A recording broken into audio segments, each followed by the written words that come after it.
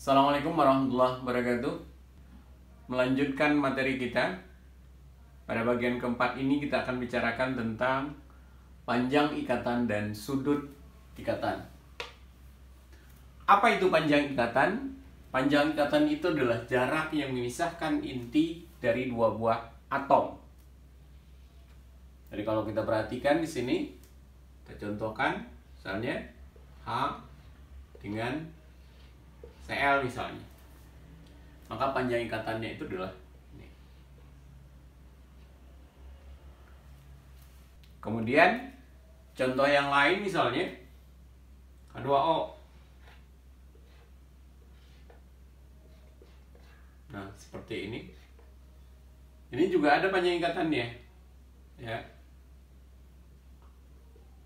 Tentu panjang ikatan yang dimaksud di sini adalah dalam bentuk jarak antara inti dan inti, bukan berarti antara huruf O dengan huruf H.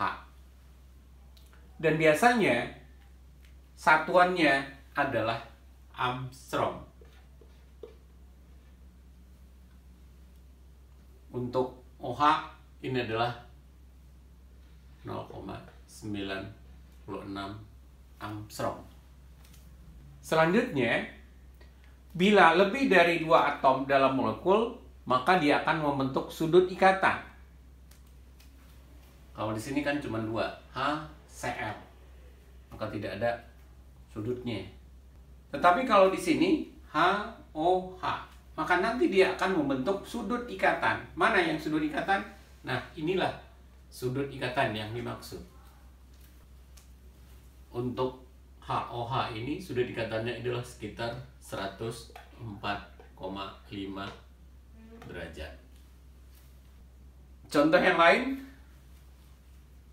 ada NH3 misalnya.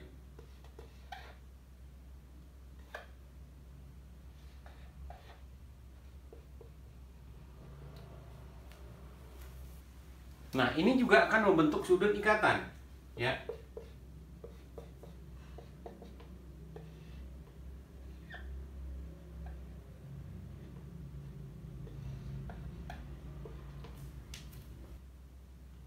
Sudut ikatannya adalah 107,3 derajat.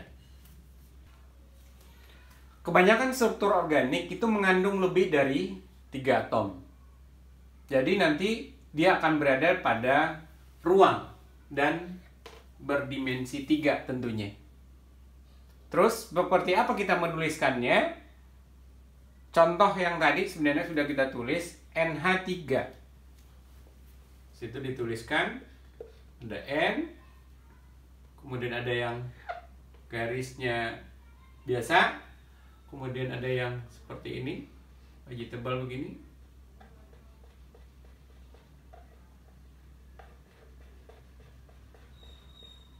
Nah, satu lagi adalah ada yang dengan garis putus-putus. Perhatikan cara penulisannya, ya. Jadi kalau di sini ada H, dan ada H. Tadi kita disampaikan sudutnya adalah ini. Ini juga sama, ya. Nah, kemudian yang garis ini, garis biasa, ini adalah pada bidang. Pada bidang.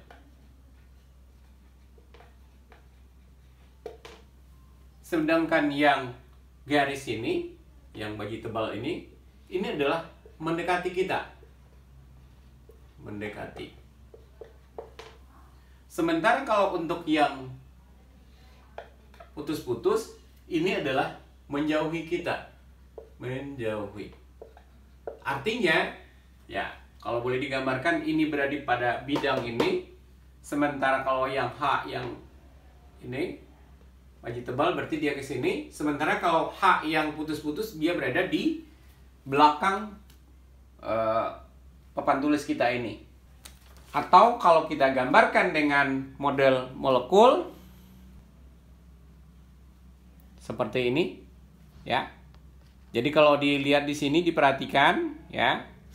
Bagian ini yang putih seperti yang ke sini arah ke sini, ini adalah bagian yang berada pada bidang. dan penulisannya adalah dengan garis biasa. Sementara yang hijau sini, ini adalah yang mendekati kita, mendekati pengamat arah sini. Dan itu ditulis dengan bagian yang tebal. Sementara kalau bagian yang putih yang satu lagi, ini adalah menjauhi kita. Karena kita dari depan, berarti dia berada yang paling menjauhi. Dan ini diberi tanda garis putus-putus. Demikian cara penulisan. Bagaimana kita membuat rumusnya ini dalam ruang 3 dimensi. Jadi ada yang pada bidang, mendekati pengamat, mendekati kita, dan menjauhi kita. Selanjutnya adalah energi disosiasi ikatan. Bila atom saling terikat untuk membentuk molekul, biasanya dilepaskan sejumlah energi tertentu. Sebaliknya, agar terjadi disosiasi menjadi atom-atomnya kembali, maka nanti dibutuhkan sejumlah energi. Nah, energi yang dibutuhkan agar terjadinya disosiasi ikatan, itulah yang disebut dengan energi disosiasi ikatan. Agar nantinya dari molekul menjadi unsur-unsurnya kembali. Sekarang kita perhatikan, ada 2 cara. Yang pertama adalah apa yang disebut dengan pembelahan heterolitik. Di mana nanti pada pembelahan heterolitik itu, elektron ikatan itu akan diserahkan ke salah satu unsur saja. Contoh, ini kita lihat contoh HCl.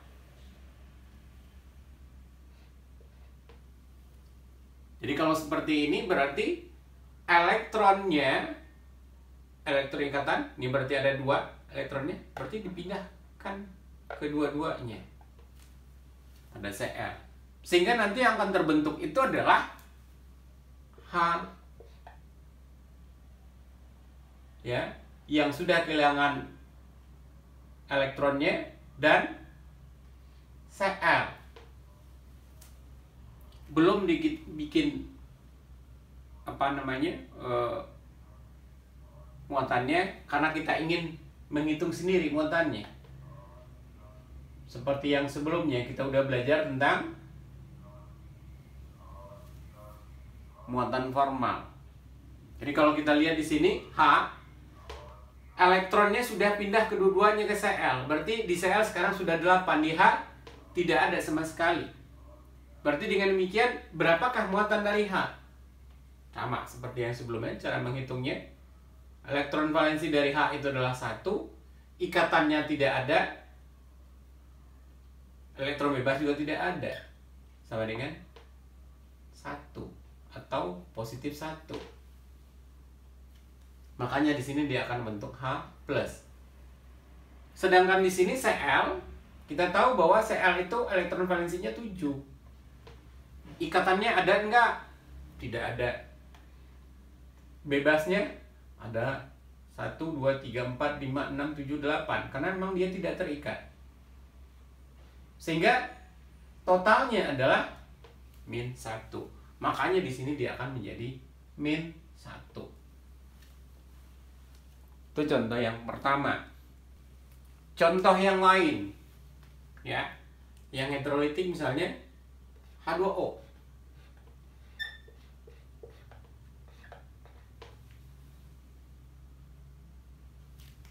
Elektron ini juga, ya, prinsipnya tentu dia akan mengarah ke unsur yang lebih elektronegatif, O dalam hal ini.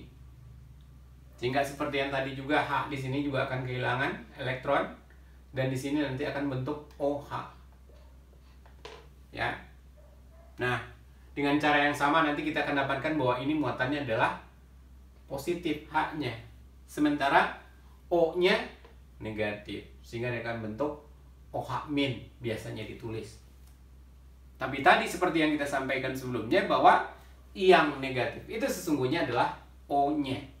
Bisa nanti kita hitung sendiri. Tadi kita udah hitung. Khusus O kita hitung lagi. Berarti elektron valensinya adalah 6 kurang elektron ikatan atau jumlah ikatannya di sini adalah 1 terhadap H, 1. Bebasnya adalah 6. Sehingga kita dapatkan min 1. Makanya OH min. Yang negatif itu adalah oksigennya, bukan H-nya. Nah, itu adalah pembelahan elektrolitik. Jadi pada pembelahan elektrolitik ini, elektron ikatan berpindah ke salah satu unsur saja.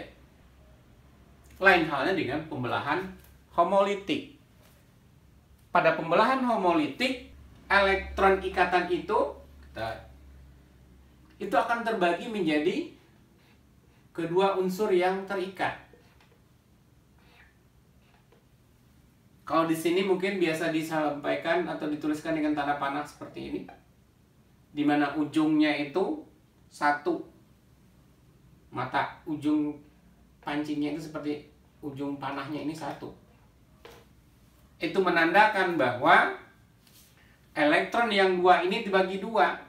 1 untuk yang kiri, 1 lagi untuk yang kanan gitu. Ya. Nih. Tambah dengan H dan kalau kita perhatikan berarti akan terdapat H yang memiliki elektron yang tidak berpasangan atau yang disebut juga dengan radikal bebas. Contoh yang lain barangkali kita bisa lihat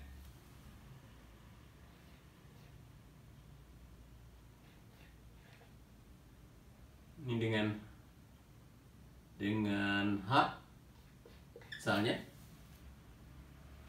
di sini sama seperti tadi, 1 ke kiri, 1 lagi ke kanan. Sehingga nanti yang akan terbentuk itu adalah H radikal dan CH3 radikal. C-nya juga akan radikal nantinya. Demikian 2 cara untuk disosiasi ikatan. Jadi yang pertama itu adalah pembelahan heterolitik, di mana elektron ikatan ke salah satu unsur saja, biasanya ke arah yang lebih elektronegatif. Sedangkan yang kedua adalah pembelahan homolitik. Elektron ikatan itu dibagi 2 terhadap unsur yang terikat. Ikatan kovalen itu ada 2. Ada yang disebut dengan ikatan kovalen non-polar. Kapan itu terjadi? Jika keelektronegatifan dari unsur-unsur yang terlibat itu adalah sama atau hampir sama. Saat itulah senyawa itu disebut sebagai memiliki ikatan kovalen non-polar. Kalau yang sama contohnya apa? Contoh Cl dan Cl. Ini polar apa non-polar? Jelas adalah non-polar. Jadi perbedaannya itu adalah bisa 0 atau kecil gitu. Contoh lain antara N dengan N misalnya. Ini senyawa polar apa non-polar? Kalau unsurnya sama, ini adalah otomatis adalah non-polar. Kalau kita tambahkan yang lain ya mungkin O, O2. Semua ini adalah termasuk pada senyawa yang non-polar. Itu kalau unsurnya sama. Atau memang perbedaannya tidak terlalu besar. Misalnya C dan H. Seperti ini. CH4. Nah, ini juga termasuk pada senyawa yang non-polar. Atau senyawa yang lain seperti ini.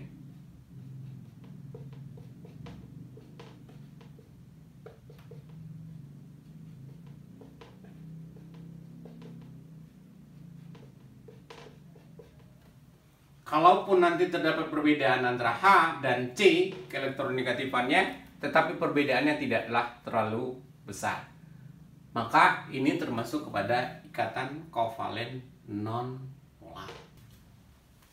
Yang kedua tentu adalah ikatan kovalen polar. Apa yang mempengaruhi ikatan kovalen polar?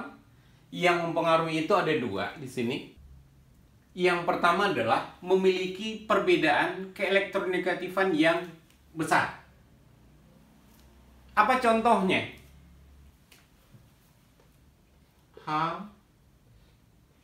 HCl misalnya. Nah, ini kan jauh perbedaan keelektronegatifannya. Atau misalnya OH. Nah, ini juga perbedaan antara O dan H keelektronegatifannya juga besar. Maka ini juga termasuk kepada ikatan kovalen polar. Atau yang lain misalnya CH3OH.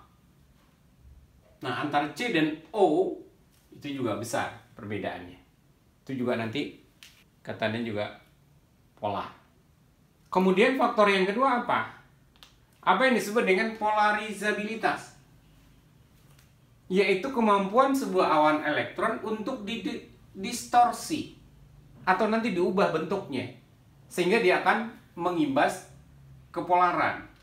Artinya nanti adalah bahwa elektron-elektron terluar dari sebuah atom-atom yang besar itu akan berada lebih jauh dari inti dan kurang kuat terikat dibandingkan atom-atom yang lebih kecil. Akibatnya adalah atom besar itu akan lebih dapat dipolarkan dibandingkan dengan atom yang lebih kecil. Contohnya adalah Ci.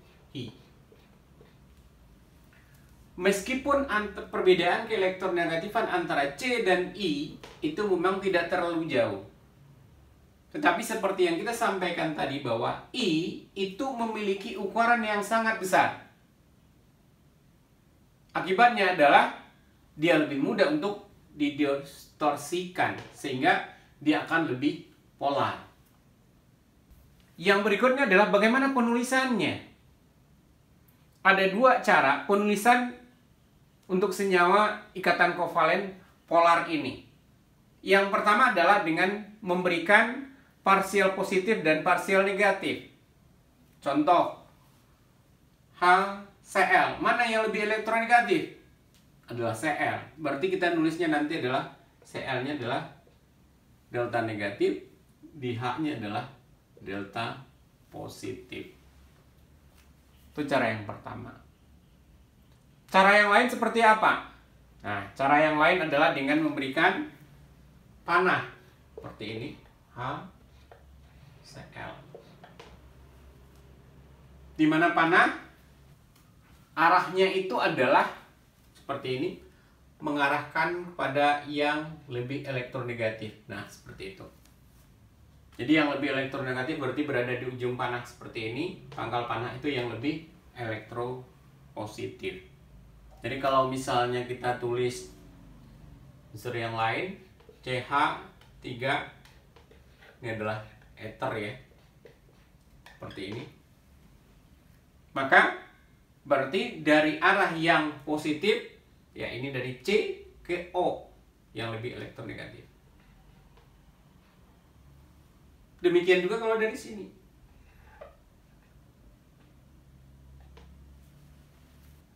Dan contoh-contoh yang lainnya. Nah, sekarang Anda perhatikan CL4 misalnya. Apakah dia juga termasuk kepada yang memiliki ikatan kovalen polar atau non-polar? Silakan Anda cek masing-masing momen ikatan. Bila ikatan kovalen polar, misalnya OH, itu dibiarkan dalam medan listrik, maka ikatan itu dia akan mengalami sejumlah gaya balik tertentu. Ikatan yang lebih polar itu akan mengalami gaya yang lebih besar dibandingkan ikatan yang non-polar. Jadi momen ikatan itu adalah ukuran kepolaran dari ikatan. Secara matematis, kita bisa menghitung sebenarnya momen ikatan itu sebenarnya berapa. Dimana di sini E dikali dengan D. E itu adalah muatan dalam satuan elektrostatika. Sedangkan D itu adalah jarak antara muatannya. Biasanya dalam satuan angstrom. Nah, hasil perkalian ini menghasilkan satuan apa yang disebut dengan debye. Yang ini. Kalau tidak salah, ini satuannya itu lebih kurang, harganya itu adalah 3,35 kali 10 pangkat min 30 Coulomb meter. Jadi kesimpulan kita adalah, apa itu momen ikatan? Momen ikatan itu adalah ukuran kepolaran dari sebuah ikatan. Membandingkan kepolaran ikatan. Jadi kalau kita lihat di sini ada H2, ada NaCl, ada HCl, ada H2O, dan ada CH3O, CH3.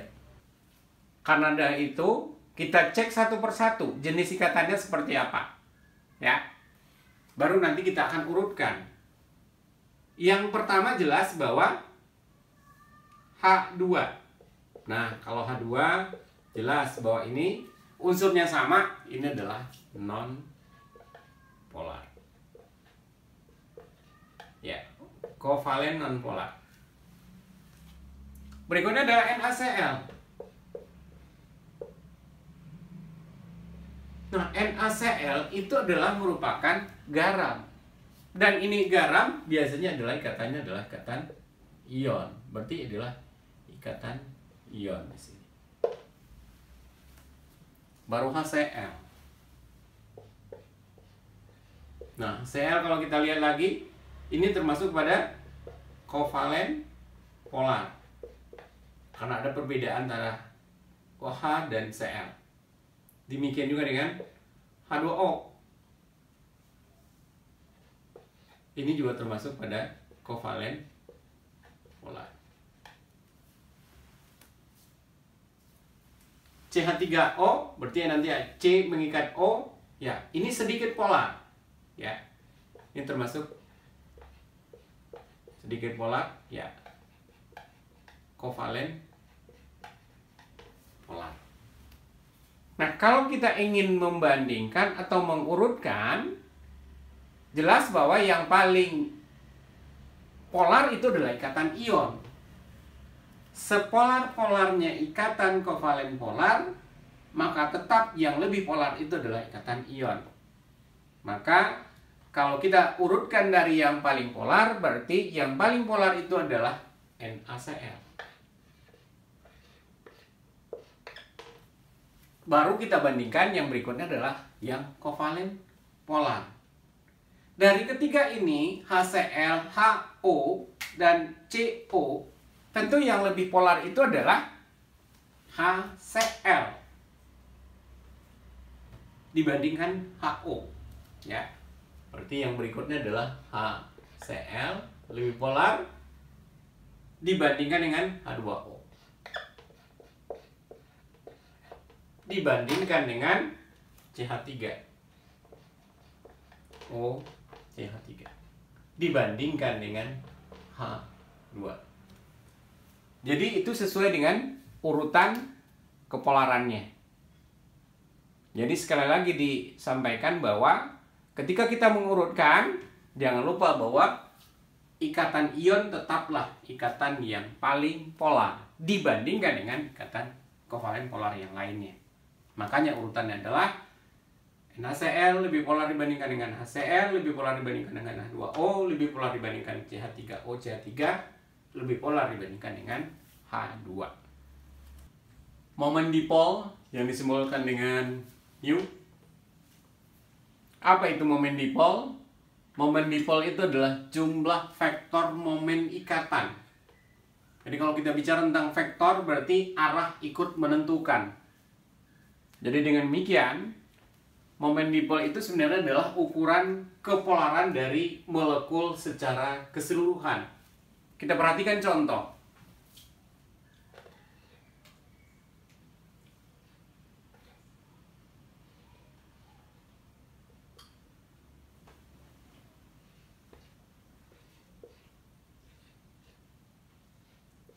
CCl4. Apakah senyawa ini termasuk kepada senyawa yang polar atau tidak? Kita perhatikan dulu. Apakah dia memiliki momen ikatan? Kalau kita perhatikan di sini jelas bahwa ini ada C, ada Cl. Berarti ada perbedaan keelektronegativan yang cukup besar. Jadi kalau kita tandai seperti tadi, tandanya dengan mengarah ke yang lebih elektronegatif. Demikian juga dengan yang ini juga sama. Demikian juga dengan ini juga sama. Dan kalau kita perhatikan, berarti walaupun ini dia memiliki momen ikatan, tetapi arahnya saling berlawanan. Akhirnya adalah gaya tarik menariknya itu adalah saling meniadakan. Sehingga dengan demikian nantinya mu-nya adalah 0. Sehingga ini adalah termasuk kepada senyawa yang non-polar. Contoh lain, CO2.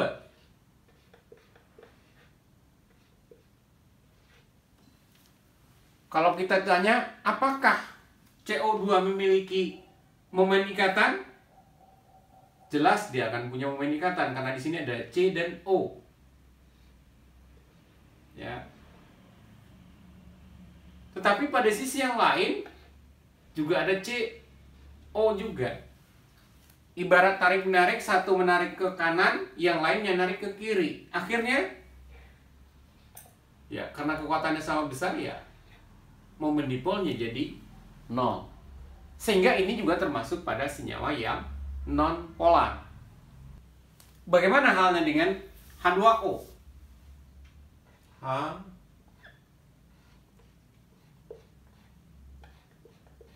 Jadi kalau untuk H2O ternyata dia bentuknya tidaklah lurus, tetapi bentuknya adalah seperti V. Dengan demikian, maka secara keseluruhan di sini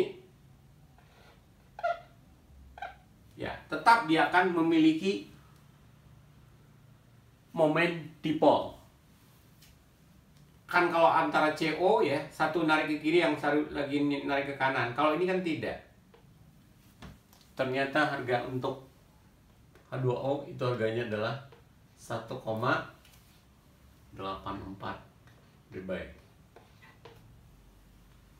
Berarti dengan demikian senyawa H2O termasuk pada senyawa yang polar. Apa senyawa yang polar yang lainnya? Nah, kita lihat NH3.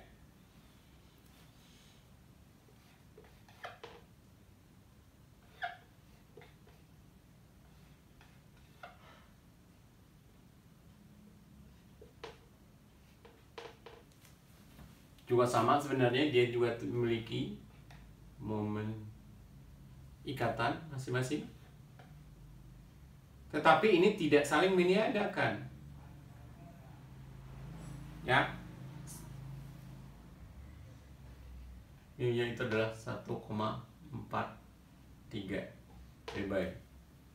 Nah, ini menunjukkan juga bahwa ini adalah senyawa yang polar. Demikian ya yang bisa disampaikan untuk bagian yang keempat ini. Untuk selanjutnya, tarikan antar dipol kita akan buat video berikutnya. Kita akhiri dengan baca hamdalah. Alhamdulillahirabbil alamin. Assalamualaikum warahmatullahi wabarakatuh.